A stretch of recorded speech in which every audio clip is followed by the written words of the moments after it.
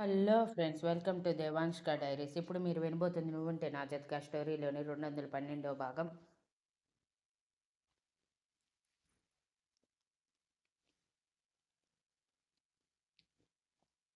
ఇక మనం శ్రీధర్ల గతం చూద్దాం.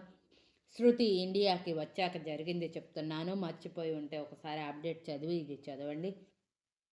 మేము వద్దు అంటే బలవంతంగా అమెరికా వెళ్ళిన దానివి 2 సంవత్సరాల చదువు అయిపోయాక మళ్ళీ ఇక్కడ ఉంటే అయ్యే పని కాదు అని చాలా గట్టిగా చెప్పారు.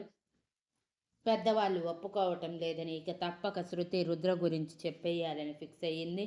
ఫణీంద్ర గారు సైగ చేసి ఆపేయటంతో శృతి అసహనంగా ఫణీంద్ర గారితో మాట్లాడాలని ఫిక్స్ అయ్యింది.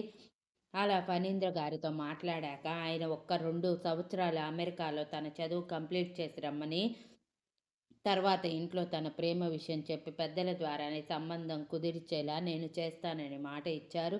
కానీ శృతి వెళ్ళనని మొండికేస్తూ ఉంటే, ఇప్పుడు నువ్వు వెళ్ళకపోతే ఇంట్లో వాళ్ళందరికీ అనుమానం వస్తుంది శృతి.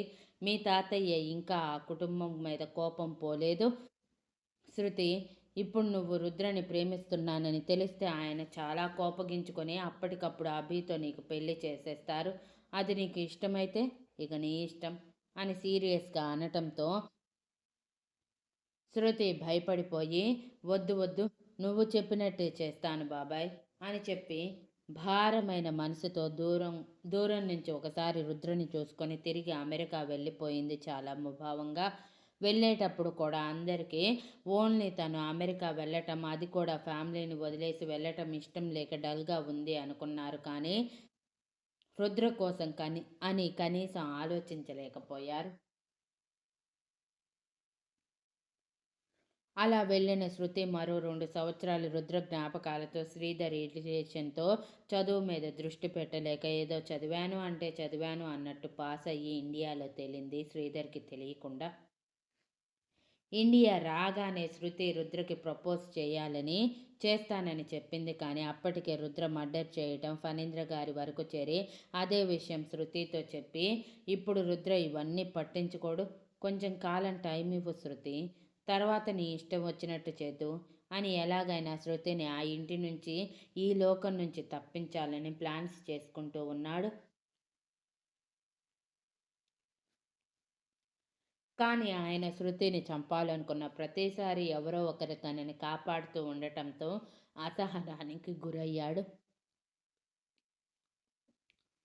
శృతి కూడా ఫణీంద్ర గారు చెప్పినట్టు సరే అని ఒప్పుకొని రుద్రని దూరం నుంచి చూసుకుంటూ మురిసిపోతూ ఉంటే, రాజేంద్ర గారు, జయంతి గారు ఫర్దర్ స్టడీస్ చదివావా అంటే చదవవా అంటే లేదు చదవనని చెప్పడంతో తనని బలవంతంగా ఆఫీస్కి పంపించడం స్టార్ట్ చేశారు.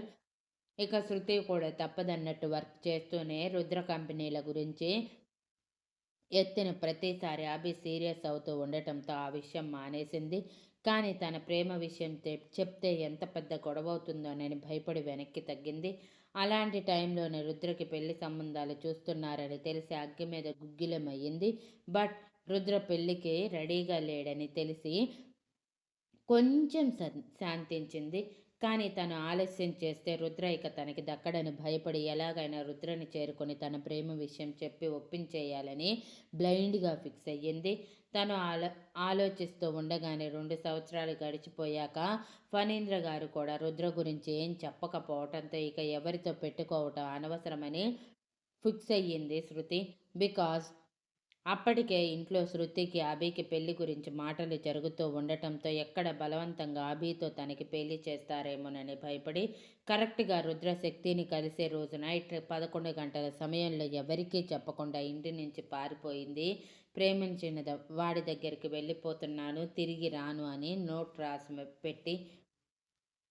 ఈ విషయం తెలుసుకున్న ఫణీంద్ర గారు ఇదే కరెక్ట్ టైం అనుకుంటూ శృతిని చంపించేయాలి, ఈ టైంలో తను చేస్తే అందరూ కూడా ప్రేమించిన వాడితో వెళ్ళిపోతూ వాడే చంపేశాడు అనుకుంటారని ఫిక్స్ అయ్యి తన మనుషుల్ని అప్పటికప్పుడు శృతి వెనక పడేలా చేశారు. శృతి తన వెనక కత్తులు, కటార్లు పట్టుకొని 10 మంది దున్నపోతుల్లాంటి మనుషులు తనని చంపటానికి పరిగెడుతూ ఉండటంతో ప్రాణభయంతో పరుగు ఆపకుండా రోడ్ల వెంట పరిగెడుతూనే ఉంది. తనలో శక్తి కొద్ది ఆయాసం పెరుగుతూ పరుగు వేగం తగ్గుతూ ఉంటే వెనక వస్తున్న దున్నపోతుల వేగం పెరిగి శృతిని అందుకునేలోపు ఒక కారు స్పీడ్గా వచ్చి శృతిని తన కారులోకి లాగి వాళ్ళ కంటి చూపు కారు మీద పడేలోపు దూసుకెళ్ళిపోయింది నిర్మానుష్యమైన రోడ్ల వైపు. ఆ విషయం గారికి తెలిసి అగ్గి మీద గుగ్గిలమయ్యి అప్పటికప్పుడు ఎవరికీ తెలియకుండా ఇంటి నుంచి బయలుదేరి తన మనుషుల దగ్గరికి చేరి ఎడాపెడా వాయించేసి చావుబాది మళ్ళీ తిరిగి హైదరాబాద్లో ఎవరికీ తెలియకుండా అనాథ వాళ్ళలా అడ్మిట్ చేశారు. వాళ్ళని అడ్మిట్ చేశాక ఇంటికి వెళ్ళిన ఫణీంద్ర గారు బాల్కనీలో అటు ఇటు తిరుగుతూ, ఛ! ఈ శృతి ఎక్కడికి తప్పించుకుంది? అయినా దీనికి కొంచెం కూడా బుద్ధి లేదు. ఈ టైంలో నాకు చెప్పకుండా ఎందుకు వెళ్ళిపోయింది? చచ్చే అవకాశాన్ని తప్పించుకుంది అని పిడికిలి బిగించి శృతి ఎక్కడ ఉందో వెతకమని మరో ఇద్దరిని పంపించాడు.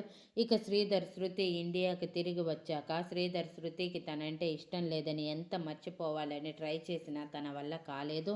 మరోవైపు రుద్ర అమెరికాలోని బిజినెస్ కూడా తన కంపెనీని క్రాస్ చేసి టాప్కి వెళ్ళటం రుచించని శ్రీధర్ ఆవేశంలో రుద్రని ఏమీ చెయ్యలేక తనని తానే మత్తులో మునిగి తేలేలా చేస్తూ శృతి కోసమైనా ఒక్కసారి ట్రై చేయాలనుకొని ఫోన్ చేస్తే శృతి విసుగ్గా ఎడాపెడా శ్రీధర్ని ఇష్టం వచ్చినట్టు తిట్టి మరోసారి తనకి ఫోన్ చేస్తే పోలీస్ కంప్లైంట్ ఇచ్చి జైల్లో పెడతానని వార్నింగ్ ఇచ్చి కట్ చేసి నెంబర్ బ్లాక్ చేసింది. అస్సలే కోపంలో ఉన్న శ్రీధర్ ఇప్పుడు శృతి మాటలకి ఏం చేయాలో అర్థం కాక మరోవైపు ప్రీతం ఇవన్నీ వద్దు వదిలేయి, నీ జీవితం నువ్వు చూసుకో అని చెప్తున్నా వినిపించుకోకుండా మనసు పదే పదే శృతి కావాలని చెప్పటంతో ఎలా అయినా శృతిని తన దాన్ని చేసుకుంటే రుద్రకి ఎప్పటికైనా శృతి ప్రేమ తెలిసి కుళ్ళి కుళ్ళి ఏడుస్తాడని భావించి శృతి కోసం ఇండియా బయలుదేరాడు. ఆల్రెడీ శృతి ఇన్ఫర్మేషన్ మొత్తం శృతి నోటి ద్వారానే వినటం ద్వారా నైట్ 11కి ల్యాండ్ అయిన ఫ్లైట్లో రెంట్కి కార్ తీసుకొని ఆ కార్లో డైరెక్ట్గా శృతి దగ్గరికి బయలుదేరాడు శ్రీధర్. దారిలో శృతిని పరిగెత్తుకుంటూ రావటం లైట్ వెలుతురులో కనిపించి ఏమైందో అర్థం కాక పరీక్షగా చూడగా వెనక దున్నపోతుల్లాంటి మనుషులు తనని చంపటానికి వస్తున్నట్టు చేతిలో కత్తుల ద్వారా కనుక్కొని ఒక్క క్షణం గుండాగిన ఫీల్ వచ్చి వెంటనే స్పీడ్ పెంచి శృతిని చేరి తను వాళ్ళకి చిక్కేలోపే కార్ డోర్ ఓపెన్ చేసి తనని లోపలికి లాగి ఫ్రాక్షన్ ఆఫ్ సెకండ్స్లో కార్ రివర్స్ చేసి ముందుకు పరిగెత్తించాడు. ఆ దున్నపోతులు ఎంత దూరం పరిగెత్తినా కార్ని పట్టుకోలేరు కదా. సో ఒకచోట కూలబడిపోయి తన సార్కి ఫోన్ చేయటం, ఆయన వచ్చి చితకబాది హాస్పిటల్లో అడ్మిట్ చేయటం జరిగిపోయింది.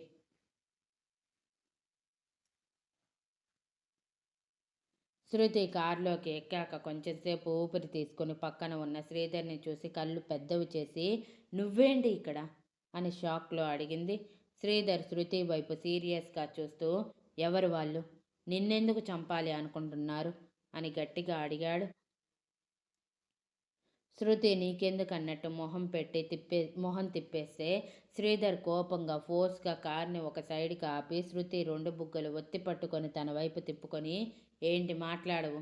చెప్తావా లేకపోతే నా చేతుల్లో చస్తావా అని కోపంగా అడిగాడు. అప్పటికే శ్రీధర్ మొహం కళ్ళు మొత్తం ఎర్రగా అయిపోయి చూడటానికి భయం వేస్తూ ఉండటంతో శృతి బెదిరిపోయి అదురుతున్న గొంతుతో, రుద్ర దగ్గరికి వెళ్ళటానికి ఇంటి నుంచి బయటికి వచ్చేశాను. మా బావకి నాకు పెళ్లి చేయాలనుకుంటున్నారని తెలిసి నాకు మా బావతో పెళ్ళి అస్సలు ఇష్టం లేదు. బావ నిర్ణయం అడగలేదు కానీ ఇంకా ఆలస్యం చేస్తే రుద్ర ఎక్కడ మిస్ అవుతాడో అని భయపడి నేనే ఇంటి నుంచి ఎవరికీ చెప్పకుండా బయటికి వచ్చేశాను. ఆ తర్వాత ఎవరో తెలియదు కానీ సడన్గా నా వెనక ఆ పందులు పడ్డారు. వాళ్ళ నుంచి తప్పించుకుంటూ నీ దగ్గరికి వచ్చాను చివరికి. చచ చచ్చే చివరి క్షణం నీ వల్ల బ్రతికి బయటపడ్డాను. ఆ కృతజ్ఞతతో నీకు ఇదంతా చెప్పాను. కావలసిన ఇన్ఫర్మేషన్ దొరికిందిగా, నన్ను రుద్ర దగ్గరికి తీసుకువెళ్ళు అని యాటిట్యూడ్గా అంది శృతి. శృతి మాటలకి శ్రీధర్కి తిక్కరేగి తన చెంప మీద గట్టిగా వాచేలా కొట్టడంతో అప్పటికే తీసుకున్న స్ట్రెస్కి దెబ్బకి స్పృహ తప్పి పడిపోయింది శృతి. దెబ్బకి శ్రీధర్‌కి భయం వేసి చిన్న హాస్పిటల్‌కి తీసుకువెళ్ళి ట్రీట్మెంట్ ఇచ్చి, తనని ఎలా ఇంటికి పంపించాలి అనుకుని శృతి ఫోన్ తన ఫింగర్ ప్రింట్ ద్వారా ఓపెన్ చేసి, మొదట ఉన్న తన బాబాయ్ నంబర్ చూసి పదే పదే శృతి అప్పుడప్పుడు తన బాబాయ్ గురించి మాట్లాడటం గుర్తు చేసుకొని, ఆయనకి చెప్తే బెటర్ అనుకుని ఫణీంద్ర గారికి ఫోన్ చేశాడు.